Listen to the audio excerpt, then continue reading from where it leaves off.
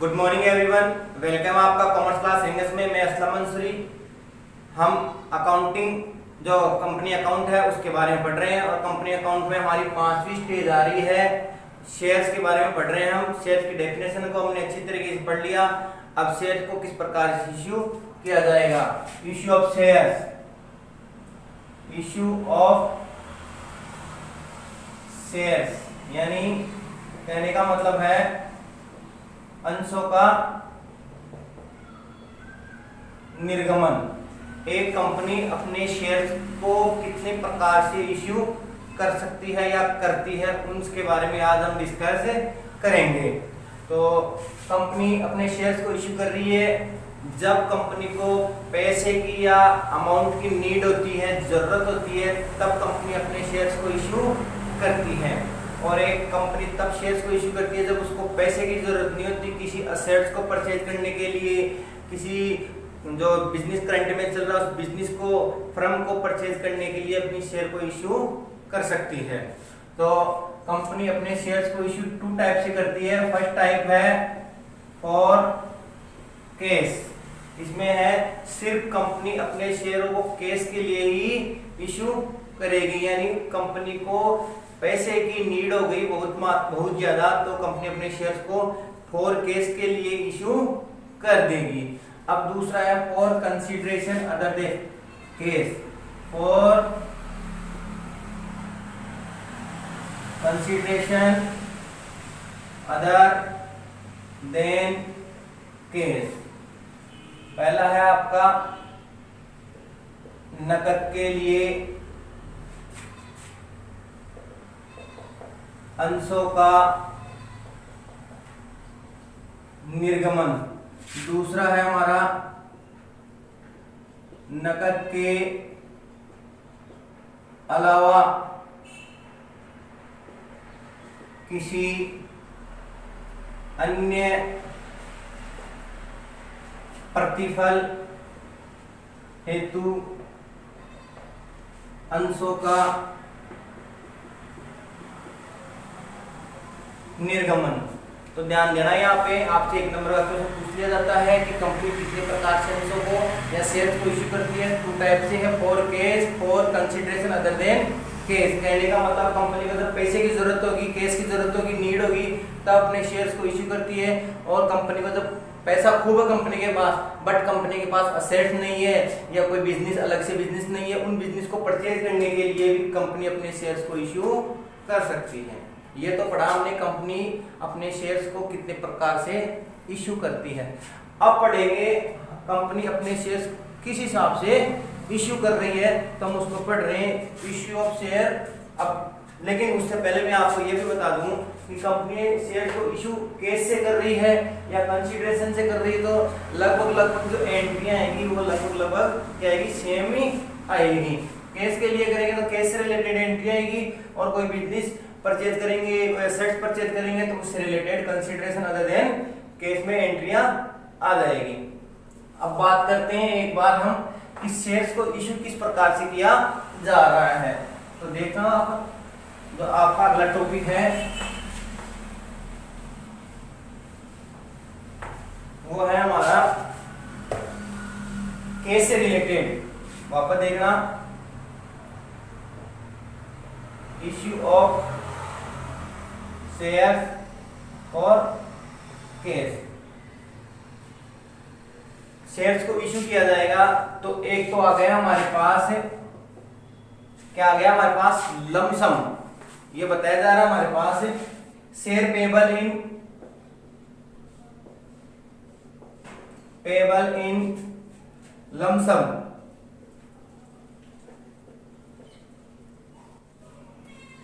दूसरा हमारे पास है share payable in installment, payable in instalment.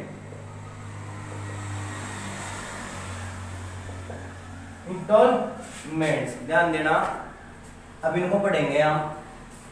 2 प्रकार से इश्यू कर रही है कैश के लिए। एक तो share payable in lump sum, lump sum यानी पूरा पूरा एक साथ ही इसने शेयर्स के पैसे रिकवर कर लिए। फॉर एग्जांपल ध्यान देना, यहाँ पे कंपनी इश्यू कर रही है 5000 शेयर एट पर 10 रुपीज। कंपनी अपने 5000 शेयर इश्यू कर रही है एट पर कितना 10 रुपीज, यानी 10 रुपए का एक शेयर है। तो जैसे मान लेते हैं हम लमसम की बात करते हैं तो कंपनी के 5000 10 रुपीज के हिसाब से कितने हो गए अमाउंट 50,000। कंपनी ने इन शेयरों को मार्केट में इश्यू कर दिया, पब्लिक में इश्यू कर दिया। तो 10 रुपीज के हिसाब से कंपनी के पास कितना अमाउंट आना चाहिए 50,000, 50,000 रुपए ये कंपनी के पास इश्यूड होना चाहिए।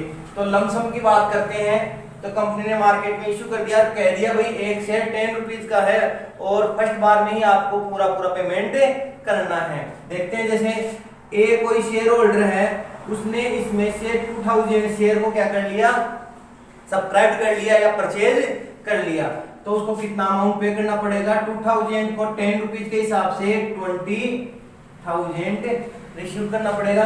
और वैसे देख लेते दूसरा जैसे बी है, बी ने कितने शेयर परचेज किए या सब्सक्राइब किए 3000, तो 3000 को 10 के हिसाब से कर लिया तो ये आ गया हमारे पास 30,000। इस हिसाब से कंपनी के पास कितना पैसा रिकवर हुआ 50,000। तो ये तो क्या हो गया लमसम पेमेंट हो गया, लमसम पेबल हो गया कंपनी को। अब बात आती है share payable in installment. Share payable in installment, ध्यान देना इंस्टॉलमेंट का मतलब जो ये अमाउंट थी ना 10 रुपीज या 50,000, इसको हमने क्या कर दिया इंस्टॉलमेंट पे डिवाइड कर दिया। अब उन इंस्टॉलमेंट का नाम क्या है हम उसको बता रहे हैं, तो उससे पहले आप ढंग से ध्यान से अच्छी तरीके से देख लेना। लमसम पेमेंट का मतलब हो गया कि कंपनी के पास एक साथ ही पर शेयर का अमाउंट रिसीव्ड हो जाता है। अब बात करते हैं हम इंस्टॉलमेंट की, ध्यान देना इंस्टॉलमेंट में जो किस हिसाब से डिवाइड किया जाएगा वो बता दूं मैं आपको। तो इंस्टॉलमेंट में पहली जो प्रायोरिटी है आपको दी जाएगी एप्लीकेशन, दूसरी जो इंस्टॉलमेंट आएगी उसका नाम है अलॉटमेंट, तीसरी जो इंस्टॉलमेंट है उसका नाम आएगा कॉल्स। ठीक है, ध्यान देना एप्लीकेशन को आप बोल सकते हो आवेदन या प्रार्थना, बंटन को हम बोल रहे हैं अलॉटमेंट को बंटन या आवंटन, और कॉल्स को बोल रहे हैं हम याचना या मांग, याचना या मांग। अब कॉल्स कितनी भी हो सकती है, first call, second call, third call, fourth call, वो तो कंपनी पे डिपेंड करती है कि कितने कॉल्स में डिवाइड करती है। फिलहाल हम यहाँ पे जो कॉल्स है दो कॉलों में ले सकते हैं इसको। फर्स्ट कॉल यानी प्रथम याचना या मांग, अगली आ रही है सेकेंड एंड फाइनल कॉल। कहने का मतलब हो गया द्वितीय या अंतिम याचना या मांग। अगर आपकी लास्ट कॉल है तो उसके लास्ट में क्या लगाना पड़ेगा फाइनल लगाना पड़ेगा कि इसके बाद में आपने कोई कॉल नहीं की है। ध्यान देना अच्छी तरीके से।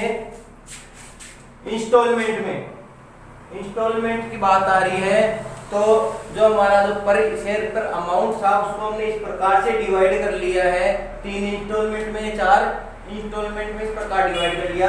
फर्स्ट इंस्टॉलमेंट का नाम क्या आएगा एप्लीकेशन, सेकंड इंस्टॉलमेंट का नाम क्या आएगा अलॉटमेंट, थर्ड इंस्टॉलमेंट कॉल्स में आएगी, कॉल्स आपकी first call and second and final call के नाम से बोली जाएगी। ध्यान देना। अभी जो हम बात कर रहे थे कि हमारे पास कितने शेयर हैं 5,000 शेयर हैं और 10 रुपीज पर शेयर हो गया, पर शेयर है। ठीक है, पर शेयर हो गया, एक शेयर की वैल्यू आ गई 10 रुपीज, तो इसके हिसाब से ये टोटल अमाउंट तो कितनी बनती है 50,000। बट यहाँ हमने इसको डिवाइड कर दिया, 10 रुपीज को इंस्टॉलमेंट में डिवाइड कर दिया कि मान लो एक शेयर होल्डर से या बहुत से शेयर होल्डर से एक साथ अमाउंट पेबल नहीं हो सकती, रिसीव्ड नहीं हो सकती, तो हम इसको 10 रुपीज को इंस्टॉलमेंट में डिवाइड कर दिया जाता है, जो पहले ही फिक्स हो जाता है कितना इंस्टॉलमेंट होगा बाय द कंपनी। बात करते हैं 10 रुपीज को हमने डिवाइड किया, 2 रुपए हमने किस पे कॉल कर लिए एप्लीकेशन पे कर लिए, ₹3 हमने किस पे कॉल कर लिए, अलॉटमेंट पे कर लिए, और जो ₹5 हैं वो हमने किस पे कॉल कर लिए, कॉल पे कर लिए। कोई जरूरी नहीं कि ऐसे ही हो, हम यूं भी ले सकते हैं कि ₹5 हमने किस पे कॉल की, एप्लीकेशन पे, ₹2 हमने कॉल की, अलॉटमेंट पे ₹3 हमने कॉल कर ली, कॉल्स पे कर ली। तो ये जो अमाउंट है वो कंपनी के पास पहले फिक्स होती है कि अपने शेयर्स को किस प्रकार से इंस्टॉलमेंट में डिवाइड किया जाएगा। तो ये टोटल जो आ रहा है इनका, यही अमाउंट डिजिट होना चाहिए, ये टोटल अमाउंट होना चाहिए। तो कितने रुपए हो गए यहाँ पे, ₹10 हो जाता है। और इंस्टॉलमेंट के बारे में आपको डिटेल से पढ़ाया जाएगा कि एप्लीकेशन पे 50% होना चाहिए रिसीव्ड टोटल अमाउंट का, या 25% होना चाहिए, या 90% होना चाहिए, या कॉल्स पे कितना परसेंट होता है, वो आपको जो ये कॉल्स पढ़ाई जाएगी या इंस्टॉलमेंट के बारे में डिटेल से पढ़ाया जाएगा, उसके में आपको बता दिया जाएगा।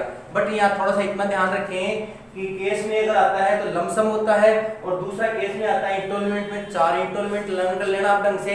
पहला है एप्लीकेशन, दूसरा है अलॉटमेंट, तीसरा है फर्स्ट कॉल, और चौथा है सेकंड एंड फाइनल कॉल। इनको अच्छी तरीके से लर्न कर लेना। अब हम आगे बढ़ते हैं, इनको उतार लेना, राइट कर लेना, इससे रिलेटेड नोट्स आपको वीडियो के लास्ट में अवेलेबल हो जाएंगे।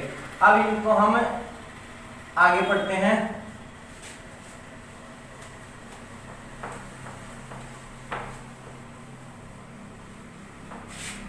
ठीक है, अब शेयर को जब इश्यू किया जाता है, इश्यू ऑफ यू है भैया, ये इश्यू ऑफ शेयर्स को इश्यू किया जाएगा। तो ध्यान देना किस प्रकार से इश्यू किया जाएगा। पहला है आपका एट पर, और दूसरा है आपका एट प्रीमियम। कहने का मतलब पहला है सममूल्य पर, और दूसरा है प्रीमियम पर। आपके पास ये आएगा इशू शेयर इशू एट पर, इशू ऑफ शेयर एट पर, issue of share at premium पर। ये दो प्रकार से है। और इससे पहले हमारा ये भी चलता था एट डिस्काउंट, एट डिस्काउंट भी चलता था, ध्यान देना। लेकिन सेक्शन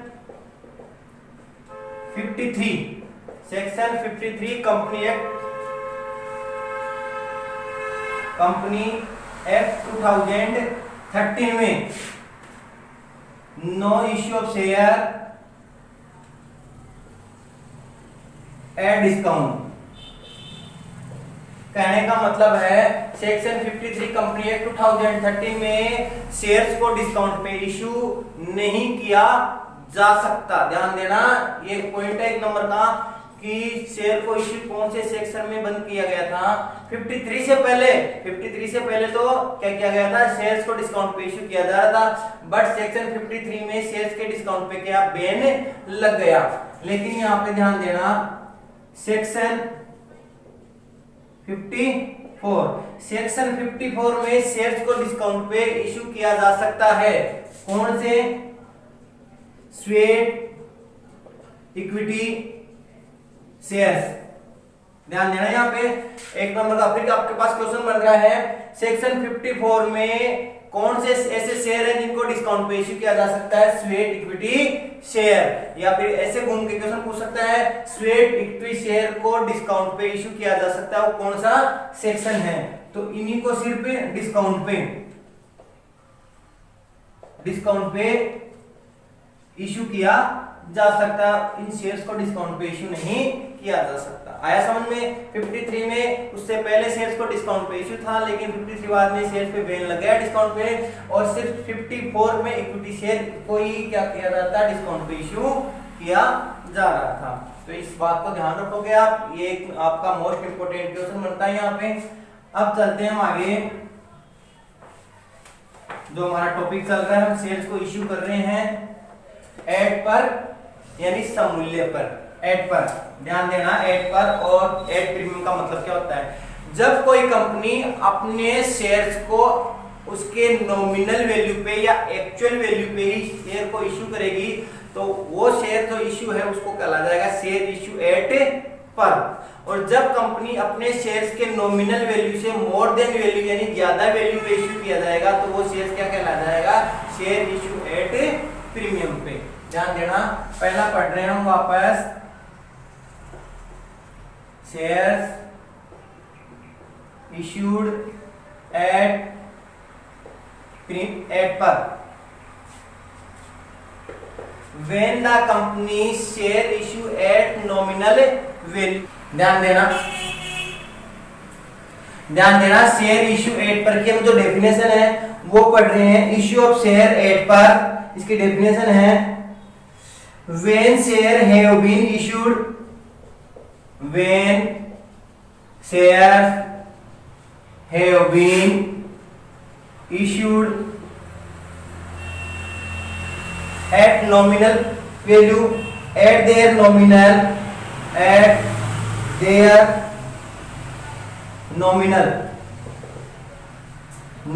या कौन सी value, face value.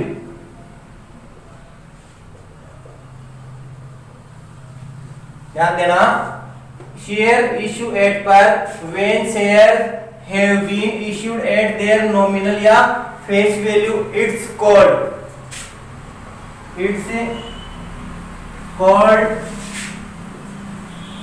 shares issued at पर। इसको क्या बोला जाएगा, शेयरों को हमने इश्यू किया किस पे, एट पर शेयर को हमने इश्यू कर दिया। ध्यान देना, जब शेयर्स को उनके अंकित मूल्य एक्चुअल वैल्यू पे ही इश्यू किया जाता है तो ऐसा शेयर क्या कहला जाएगा, शेयर इश्यू एट पर। फॉर एग्जाम्पल अभी बताया था आपको 5000 हमारे पास शेयर्स हैं और as the rate 10 rupees per share. ध्यान देना इसको, उसकी रेट कितनी है, 10 रुपीज है पर शेयर की। एक शेयर की प्राइस कितनी है, 10 रुपए है। ठीक है, तो इस ये 10 रुपए है आपके नॉमिनल वैल्यू या फेस वैल्यू है, नॉमिनल वैल्यू या फेस वैल्यू है। जब शेयर को 10 रुपए में ही इश्यू किया जाएगा, ध्यान देना, जब शेयर को सिर्फ और सिर्फ 10 रुपीज में ही इश्यू किया जाएगा तो ऐसा इश्यू क्या कहलाएगा, शेयर इश्यू एट पर कहलाएगा। आई बात समझ में। अब जैसे मान लेते हैं ये 10 रुपए की जगह हमारे पास 100 रुपए है पर शेयर की वैल्यू, पर शेयर की वैल्यू यहाँ कितनी आ गई, 100 रुपीज की है।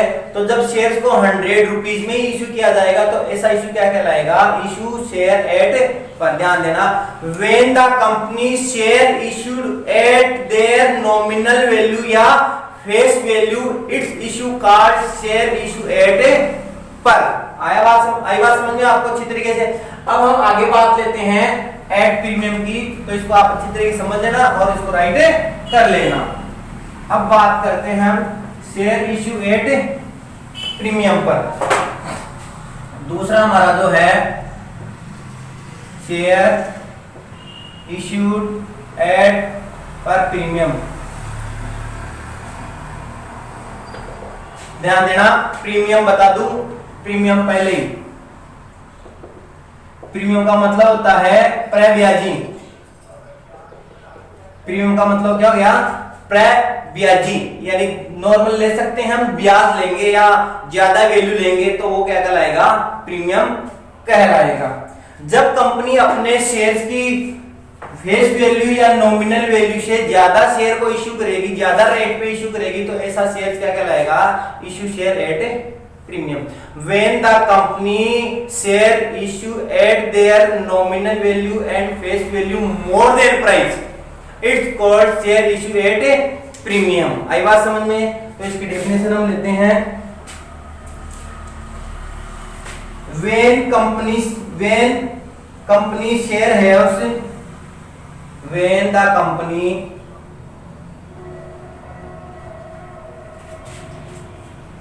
share have been